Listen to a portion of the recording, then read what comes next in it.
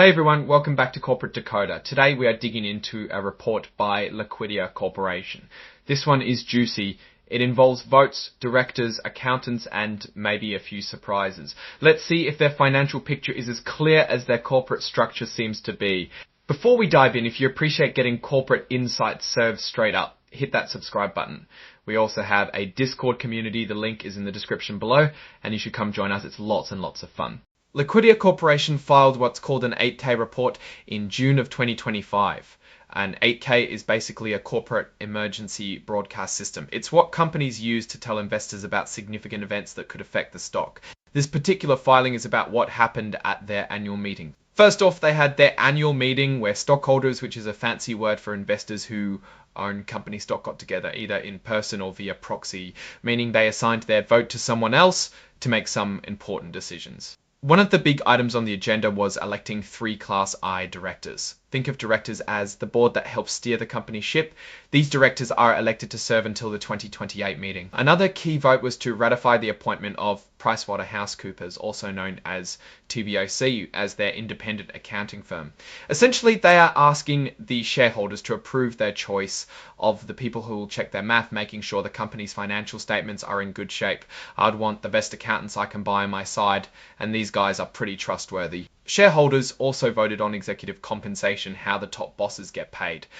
This vote is advisory, meaning the board doesn't necessarily have to listen to it, but it gives them an idea of what the shareholders think about how much the executives are making. To understand the voting, we need to know a few numbers. At the time, there were roughly 85.4 million shares of stock entitled to vote. 67.5 million shares were represented at the meeting, a good enough number to make decisions. Let's get into the nitty-gritty of how everyone voted.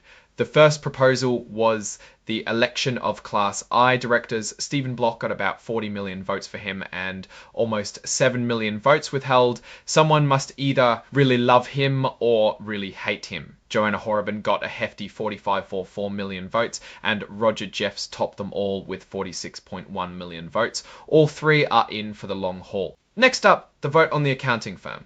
PricewaterhouseCoopers seems like they were well liked. They got nearly 67.6 million votes for their appointment. There were only about 30,000 votes against and just over 11,000 abstentions. Finally, about the executive pay, just over 44 million people were okay with how they are being paid. 1.5 million said no and 500,000 abstained. It's not a landslide approval, but it gets the job done. The report includes a list of exhibits. This is just a standard way of saying that there are additional documents to refer to for more information, such as interactive data files. Nothing too exciting here. Alright, that's our decoder breakdown of Liquidia's latest filing.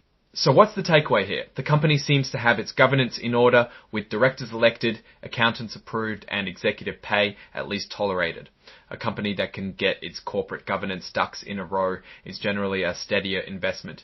However, this filing does not include any forward-looking results, so we can't really measure if the company will actually do well or not. It's a good thing that they had a well-run election. Now it's your turn. What's your take on Liquidia's corporate moves and how they might affect the company's future?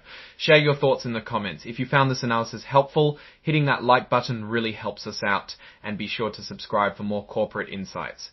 Lastly, remember to check out our Discord channel in the description. Thanks for watching and see you next time.